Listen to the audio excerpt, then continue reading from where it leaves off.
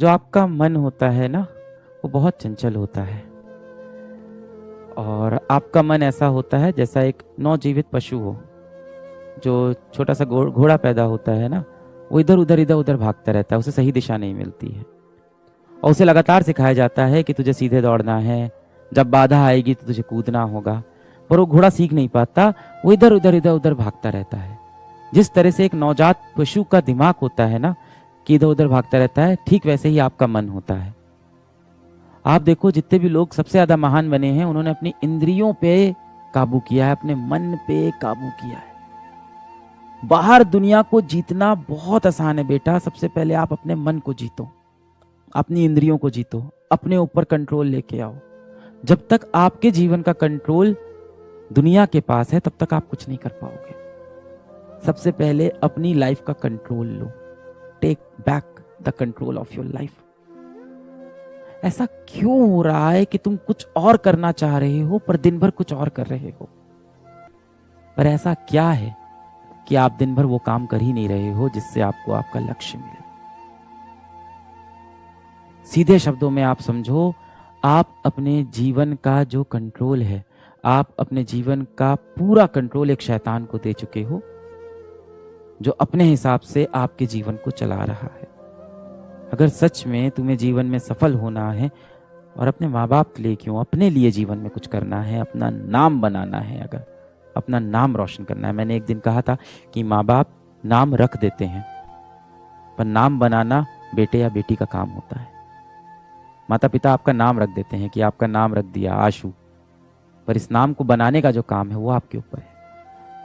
अगर आप सच में अपना नाम बनाना चाहते हो, अगर आपके सच में दिल में ये इच्छा है कि आप जीवन में कुछ बड़ा करोगे, तो आप दिन भर ऐसा कर क्यों नहीं पा रहे हो? आप फंस क्यों गए हो? पुराने समय में क्या होता था कि जो राक्षस होता था, जो दुश्मन होता था, जो शैतान होता था, वो सामने दिखाई पड़ता था। पर ये कलयुग आ गया है। कलयुग के अंदर आप देखो, जितनी भी बुरी शक्तियां हैं वो अब दिखाई नहीं पड़ती। उन्होंने हमारे मन के ऊपर काबू कर लिया है। अगर आपको पता है कि आपको मोबाइल नहीं यूज करना है, अगर आपको पता है आपको इंस्टाग्राम नहीं चलाना है, अगर आपको पता है कि रात रात में फोन पे किसी से बात करूंगा या व्हाट्सएप पे चैट करूंगा तो मैं सफल नहीं हो पाऊंगा, अगर आपको ये सब पता है और इसके बाद भी आप मजबूर हो, आपके पास अपने जीवन का कंट्रोल नहीं है, तो जाहिर सी बात है कोई तो शैतान है जो दिखाई नहीं पड़ रहा है। परेशानी सच में बड़ी है। एक अदृश्य दानव है, एक अदृश्य शैतान है जिसने हमारे मस्तिष्क पे पूरा कब्जा कर लिया है। वो अदृश्य है, ये कलयुग है। वो जो दानव है, वो जो शैतान है, वो सामने दिखाई नहीं पड़ेगा। और ये शैतान इंसानों द्वारा ही बनाया गया है। आप पुराने समय भी देखो, जितने भी राक्षस बनते थे वो भगवान से ही आशीर्वाद लेके बनते थे।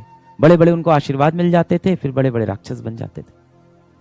जितने भी बड़े आप राक्षस देखो, उन सभी को किसी न किसी भगवान ने ही आशीर्वाद दिया होता है।